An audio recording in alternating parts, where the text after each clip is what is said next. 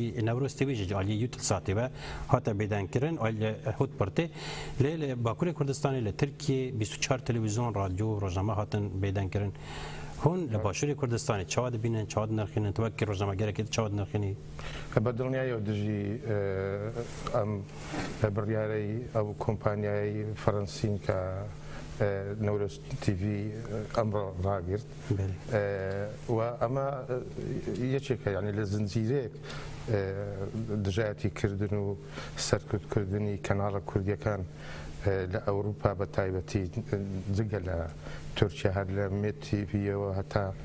روش تیوی دوای مدنوچه و نوروزیش كأمر بخشي لهودبير كوستا أو بيش الكلام لخويا نايتن يعني لخويا نهاتوا أما بأوي دولتي تركيا وإيران داجر كلام كردستان بردوام لسر هموش تكناكوك ببن لقد يقدي برام لسر دجاتي كردني بزاوي رزقاري وآزادي تفقري آزادي كرد يچان قرتوتوا بداخوا يعني لولاتێکی وەکو فەڕەنسا کە فەڕەنسا مێژووی شۆڕشی پرشنگداری فەڕەنسا ئێستا لە پشتی ئەوە بێتن کە میدیایەکی کوردی دابخا و دەنگی کورد و ئەو میدیایە کە دەیەوێ واقع و ڕاستی شۆڕشی کورد و شۆڕشی میلەتێک لە ڕۆژهەڵاتی ناوین کە تا ئێستا خاکەکەی داگیر کراوە پێشێلەکرێ ڕۆژانە ژن و منداڵە کوژرێ ئەم گواستنەوەی ئەو واقعە بەداخەوە لە ئەوروپای مافی مرۆڤ و ئەوروپای دیموکراسی و ئەوەیە بەڕای من ئەوەیە سیاسەتە شاراوە ناشیرنەکانی ئەوروپا يعني بۆ نمونە لە فەڕەنسا جگە لە سەرکوتکردنی چەند هەڤاڵێک لەم ساڵانە شەهیدیان کرد لەناو پاریس يعني باريس خوێناوی بوو سەروەری فەڕەنسا يعني ئەوان بەرگریان لە سەروەری فەڕەنساش نەکرد نەکرد کورد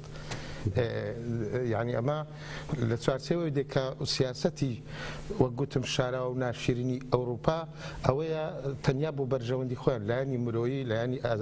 ئازادی لایەنی دیموکراتیان پرجێخۆ هەڵ سەنگێنن کە تەنیا نەک مەسەلێکی ئابووری هەیە یوتل ساتە دەستی سیاسیش لە پشتە دەستی بەتاکید ئەم بڕیارە بڕیارێکی سیاسیە مەسەلەن ئەگەر بڕیارێکی قانونی بێ دەکرێت کەناڵێک ئەگەر پێشێلکاریەک بکە ئەگەر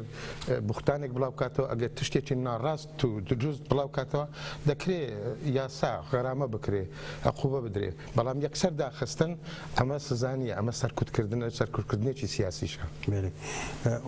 حەقی یوتلساتش نییە کە تازە لە باری وەشانەوە بزانم دادگا بکرێت چونکە لیسانسەکەی تەلەڤیزیۆنەکان بەسرا بە ئەو حکوومەتانە و دەوڵاتانە کە پێویستە ئەوان پێشگیری یا ببینن چوویە بە هەڵسەنگێنن پێچوانەوە دەبوایە ئەوروپا و فەڕەنسا وڵاتە زلهێزەکانی لە ئەوروپا بەتایبەتی دەبوایە ئەوان لێپرسینەوە لەگەر تورکیا بکەن لە ماوەیەدا 100 کەناڵی زیاتر داخستووە لەناو تورکیا ئەوان مەرجی ئەوان هەیە بۆ تورکیا کە بەوەی ببێتە ئەندام لە یەکێتی ئەوروپا کە مافی مرۆڤ پارێزراو بێ کە سیستەمێکی دیموکراسی بێ سیستەم بەوە دیموکراسیە 100 کەناڵ داخراوە سیستەم بەوە دیموکراسیە ڕۆژانە ژن و منداڵی کورد دەکوژن